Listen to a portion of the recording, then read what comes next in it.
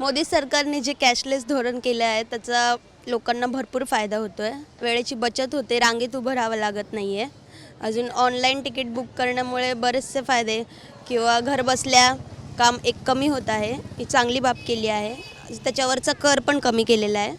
तर त्याच्याबद्दल मला पॉझिटिव्ह मत वाटतं.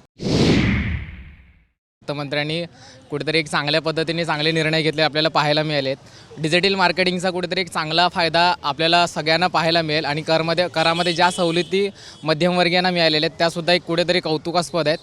आणि प्रामुख्याने जर पाहायला गेलं तर पर्यटन वगैरे ह्या गोष्टींना जास्त प्राधान्य यंदा देण्यात आलेलं आहे आणि त्याच्यामुळे यंदाच्या निर्णयाचं स्वागतच आहे.